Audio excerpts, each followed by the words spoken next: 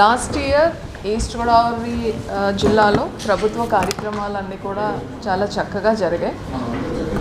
మీ అందరికీ తెలిసిన విషయమే, శాండ్ మనకి చాలా ప్రయారిటీ ఐటమ్. అట్లానే ఫ్రీ శాండ్ పాలసీ కూడా గవర్నమెంట్లో ఒక ప్రెస్టీజియస్ ప్రోగ్రామ్గా తీసుకొని అనౌన్స్ చేయడం అనేది జరిగింది. అది ఫ్రీగా అయినంత వరకు చాలా రాయితీలు కూడా ఇచ్చారు.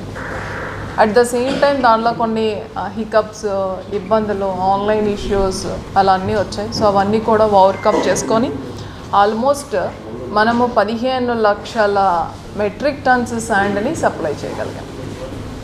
అదే స్టేట్లో సప్లై అయిన దాంట్లో అవర్ పర్సంటేజ్ 65%. అలానే ఈ సప్లైని సస్టైన్ చేయడానికి కొత్త డీసిల్టేషన్ పాయింట్స్ని మనం ఐడెంటిఫై చేసుకోవడమే కాకుండా ఇప్పుడు సెమీ మెకనైజ్డ్ ఏదైతే మనం ఎన్వైర్న్మెంట్ క్లియరెన్స్ తీసుకొని పబ్లిక్ హీరింగ్ చేసి ఇండస్ట్రీ లైన్స్లో ఏదైతే చేస్తామో, లైక్ కన్సర్న్స్ ఆఫ్ ద ఎన్వైర్న్మెంట్కి సంబంధించిందన్నీ పాటిస్తూ దానికి కూడా మేము almost 56 lakhs metric tons, 56.82 metric టన్స్ని రెడీ చేయబోతున్నాం. ఈ పబ్లిక్ హీరింగ్స్ అన్నీ కూడా 10th నుంచి స్టార్ట్ అవుతుంది. సో అది వస్తే ఇంకా ఎక్కువ శాండ్ని మనము మార్కెట్లోకి పెట్టగలుగుతాం. దీంతో పాటుగా మనకి గోదావరిలో ఏదైతే డీసిల్టేషన్కి సంబంధించి ఒక ఏజెన్సీ ఇష్యూ అది ఉందో అది కూడా మనకి వాళ్ళకి ఇచ్చిన టైం అయిపోయింది.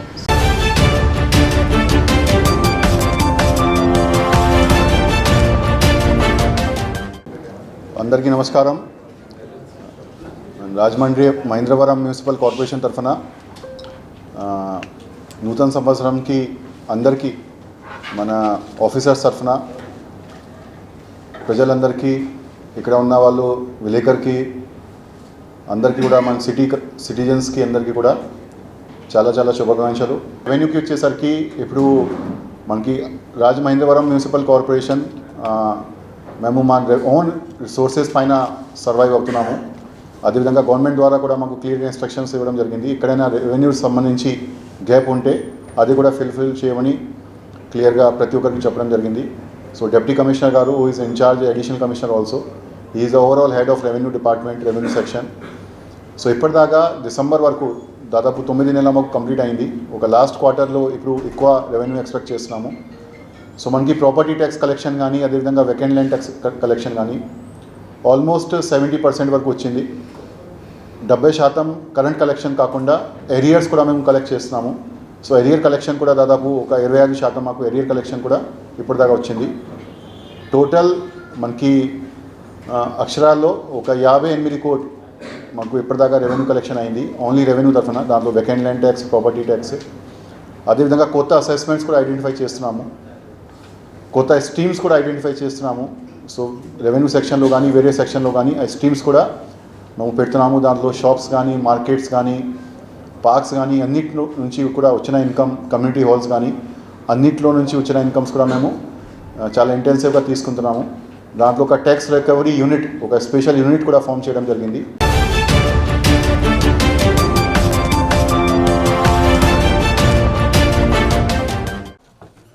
ఏదైతే ఇందిరానగర్గా పిలువబడే ప్రాంతం గాదిరెడ్డి నగర్గా పిలువబడే ప్రాంతం బాగా లోతట్టు ప్రాంతం. లోతట్టుగా ఉండడం వల్ల వర్షం పడినా లేకపోతే డ్రైనేజ్ నీరన్నా అంతా ఇక్కడికి చేరి ఇక్కడి నుంచి ఒక సంపు ద్వారా బయటికి వెళ్తా ఉంది. ఈ పంపింగ్ అన్నది చేయడానికి మెషిన్ పెట్టిన ఈ కరెంట్ ఫ్లక్చువేషన్ కానీ లేకపోతే అదనంగా ఇంకోటి తిప్పాలన్నా జనరేటర్ ప్రొవిజన్ లేక చాలా ఇబ్బందులు పడ్డారు ఈ గాదిరెడ్డి నగర్ వాళ్ళందరూ. ఎన్నికల ముందు కూడా ఇక్కడ స్థానికంగా ఏదైతే మాజీ కార్పొరేటర్ గారు, పార్లమెంట్ కార్యనిర్వాహక కార్యదర్శి తెలుగుదేశం రమణ గారు, అలాగే మాజీ కార్పొరేటర్ మరియం గారు అందరూ కూడా మాకు అప్పటికప్పుడు ప్రతిపాదిస్తూ ఉన్నారు. ఎందుకంటే ప్రజలు మాకు ఇది చేయండి అని అడుగుతూ ఉన్నారు. మరి ఎన్డీఏ కూటమి అధికారంలోకి వచ్చిన వెంటనే తక్షణమే జనరేటర్ ఇక్కడ ఏర్పరచడం జరిగింది, దాన్ని రన్నింగ్లోకి తీసుకురావడం జరిగింది. ఇక్కడి నుంచి ఎప్పుడు వర్షం పడినా ఈ ప్రాంతం నీట ములుగుతుందనే సమస్య లేకుండా జనరేటర్ మీద కూడా రన్ చేసుకొని వాటర్ని ఎప్పటికప్పుడు తోడేయడం వల్ల వీళ్ళకి ఒక విముక్తి, అది జనరేటర్ వల్ల జరిగింది, తాత్కాలిక విముక్తి. కానీ శాశ్వత విముక్తి ఏంటంటే ఇక్కడ రోడ్స్ అని హైట్ పెంచాలి. ఇప్పుడే డిఈ గారితో కూడా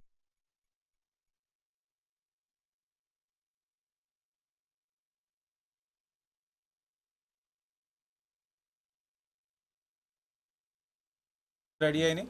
అతి దగ్గరలో ఒక్కొక్కటిగా చేసి గత 5 సంవత్సరాలు ఏ పనులు చేయకపోక లేనిపోని షరతులు పెట్టి ఇస్తున్న సంక్షేమానికి తూట్లు పెట్టి అన్నీ కూడా ప్రజలకి అన్ని విధాలుగా ఇబ్బందులు కలిగించారు. ఇప్పుడు ఒక్కొక్కటిగా సరి చేసుకుంటూ ప్రజలకి అటు పక్కన అభివృద్ధి ఇంకో పక్కన సంక్షేమం ఇచ్చే బాధ్యత మేము తీసుకుంటా ఉన్నాం.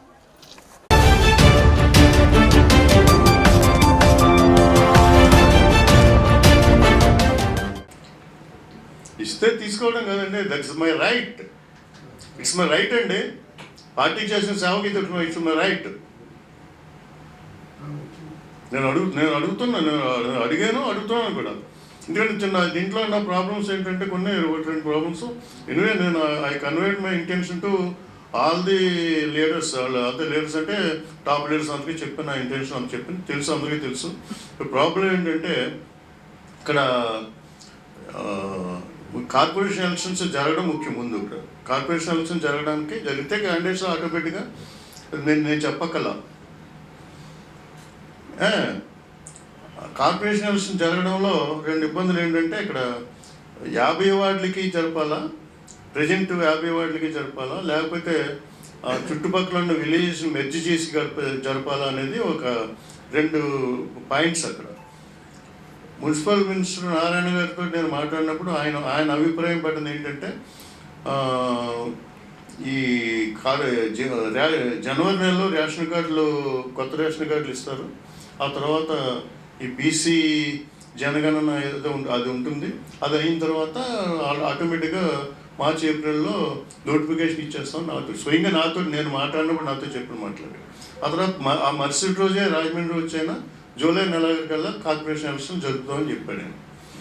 ఆయన ఇంటెన్షన్ కూడా ఏంటంటే 50 వార్డులకి ఎలక్షన్ జరిపి విలేజెస్ని ఎలక్షన్ తర్వాత మెర్జ్ చేస్తే బాగుంటుంది అన్నది ఆయన అభిప్రాయం.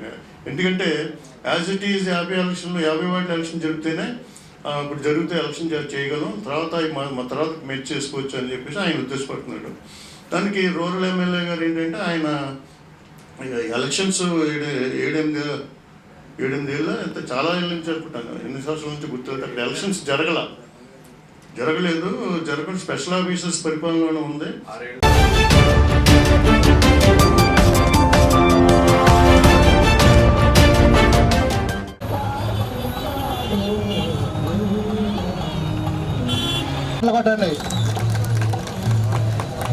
చప్పట్లు కొట్టండి.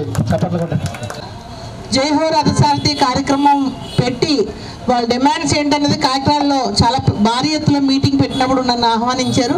నాకు కొంచెం అదే అందులో పాసిబిలిటీస్ నాట్ పాసిబిలిటీస్ ఉంటాయో అన్నీ కూడా పరిశీలించారు.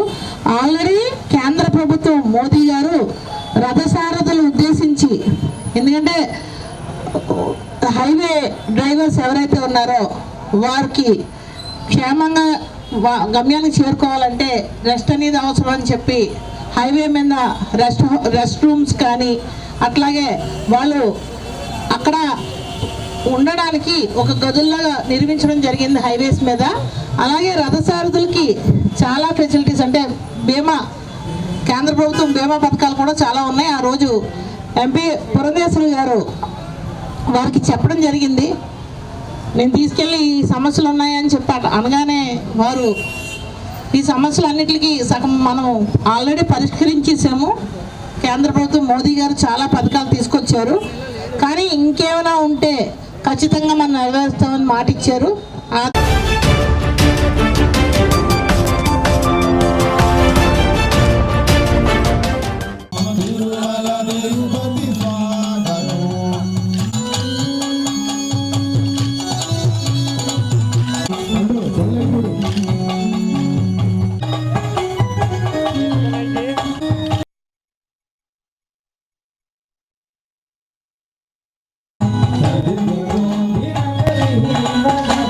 Yeah.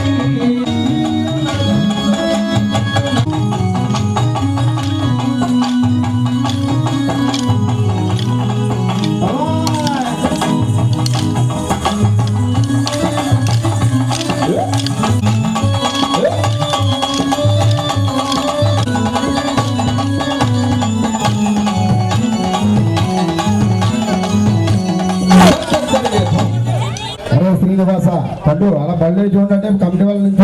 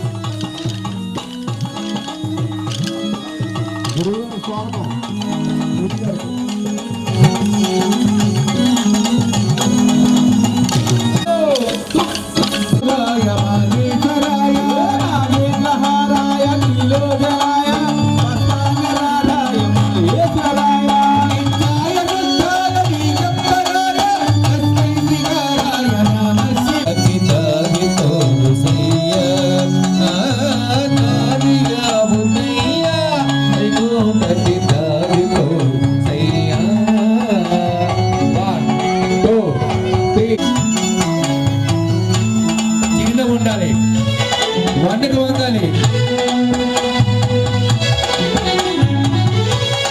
గోవిందా.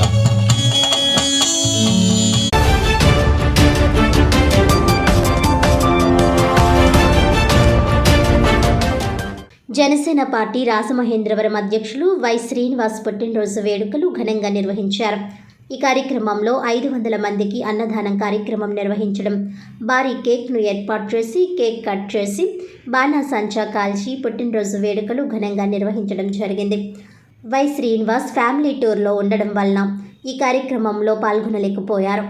ఈ కార్యక్రమంలో జిల్లా జనసేన నాయకులు జామి సత్యనారాయణ, తేజామూర్తి, నగర ఉపాధ్యక్షుడు దాసరి గురునాథరావు, సబ్బా రాజేష్ ఖన్నా, ప్రధాన కార్యదర్శి అల్లంకి నాగేశ్వరరావు, షేక్ భాషా, కార్యదర్శులు కప్ల సూర్యప్రకాష్, కేవీ చలపతి, వట్టి కొరివేణు, షేక్ బషీర్, పాలిక సతీష్, ముమ్మిడి భాగ్యలక్ష్మి, యందం ఇందిర, తేజస్విని మరియు నగర నాయకులు అక్కిరెడ్డి ప్రసాద్, ముమ్మిడి నాగరాజు, జి సోము, ఆంజనేయులు, కిషోర్, సుబ్బారాయుడు, పెద్ద బషీర్, వీర మహిళలు సిరి, గౌతమి, పద్మ, సువర్చల, వెంకటలక్ష్మి తదితరులు పాల్గొని కార్యక్రమాన్ని విజయవంతం చేశారు.